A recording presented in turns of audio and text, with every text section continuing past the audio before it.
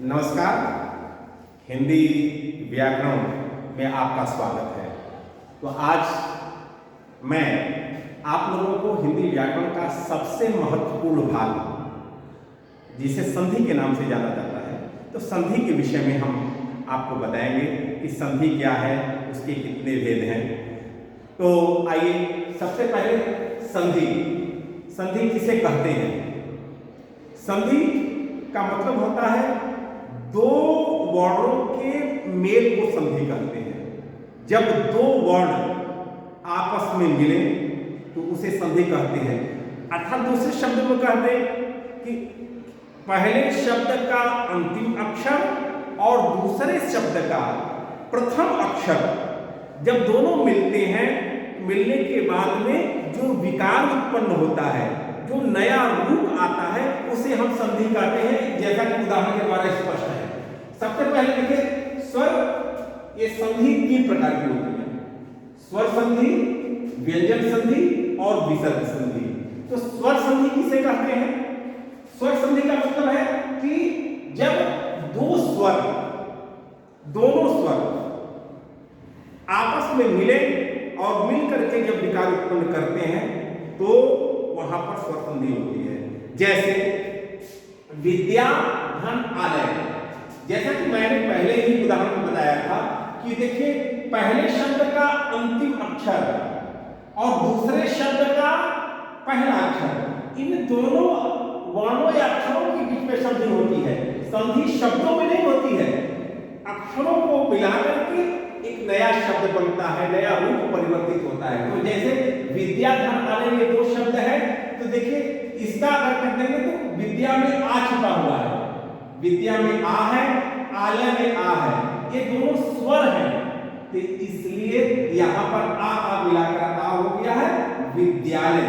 क्योंकि ये विद्यालय तो अलग अलग शब्दों में लिखे हैं। विद्या, धन, आ, विद्या हो गया है, आलय का आ यहां पर रख दिया है, तो आ और आ बराबर आ हो गया है। इसको मिलाकर के विद्यालय शब्द बना है।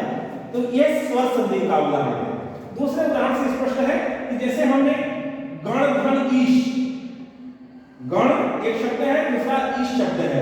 ण में अ है, ईश शब्द में ई है, तो अ और ई मिलाकर के ए बना हुआ है। तो गण, ण और ए एक मात्रा हो गया, और पर एक मात्रा, इस प्रकार से गणेश शब्द बना। तो ये कुल मिलाकर के स्वर संधि का एक सामान्य सा प्रत्यय है कि जब दो स्वर वर्ण आपस में मिल करके एक नया शब्द बनाए या उसमें रूप परिवर्तित करें, उसे हम स्वर संधि कहते हैं। इसी तरह से आप व्यंजन संधि ले लीजिए। व्यंजन संधि में यह है कि उसकी परिभाषा यह है कि पहला वर्ण व्यंजन होगा, जैसा कि यह है। जब व्यंजन वर्ण का स्वर अथवा व्यंजन वर्ण के साथ जब संधि होती है, मिलते हैं आपस में, और जो नया रूप बनता है या जो विकार उत्पन्न होता है, उसे हम व्यंजन संधि कहते हैं। जैसे एक उदाहरण है, जगदीश है उदाहरण। तो देखिए, जगत तो व्यंजन है, उसके बाद में ईश, ये ईश का पहला वर्ण स्वर है। तो व्यंजन और स्वर के साथ मिलने से जो संधि होती है वो भी व्यंजन संधि होती है। और दूसरा, व्यंजन वर्ण के साथ व्यंजन वर्ण अगर मिलता है तो भी वहां पर व्यंजन संधि होती है। जैसा कि दूसरे उदाहरण में स्पष्ट है, जगत, धन, नाथ है। जैसे जगन्नाथ को करेंगे तो है व्यंजन वर्ण, और उसके बाद न भी व्यंजन वर्ण है, और जब ये दोनों वर्ण आपस में मिलेंगे तो उसके बाद जगन्नाथ होगा, तो ये है व्यंजन संधि। व्यंजन संधि में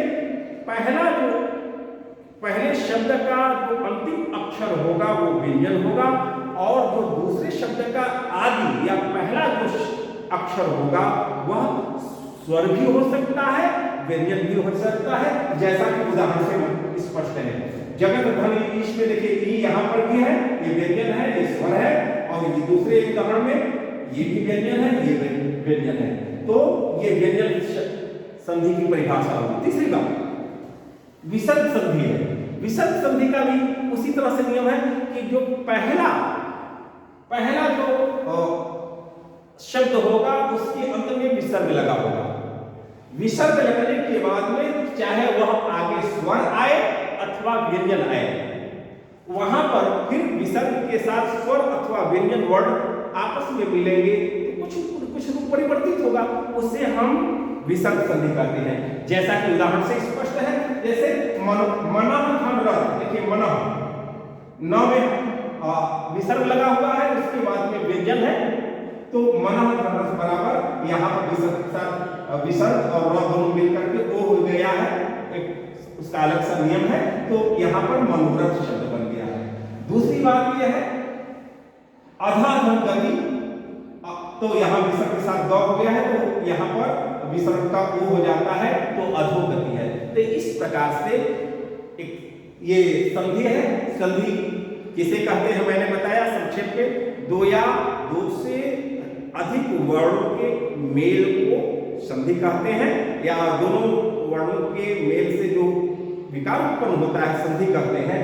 जैसा और संधि तीन प्रकार की होती है, स्वर संधि, व्यंजन संधि और विसर्ग संधि। स्वर के साथ, स्वर वर्णों के साथ जब स्वर मिलेंगे वहां पर स्वर संधि होगी, जैसा कि उदाहरण से स्पष्ट है। और दूसरी बात व्यंजन संधि से कहते हैं कि व्यंजन वर्ण का स्वर अथवा व्यंजन के साथ जो संधि होगी वहां पर व्यंजन संधि होगी, जैसा कि उदाहरण से स्पष्ट है। और तीसरी बात कि अगर विसर्ग के साथ स्वर अथवा व्यंजन का जब संयोग होगा तो वहां पर व्यंजन संधि होगी। इसलिए हम आशा करते हैं कि आपको समझ में आ गया होगा। बहुत बहुत धन्यवाद।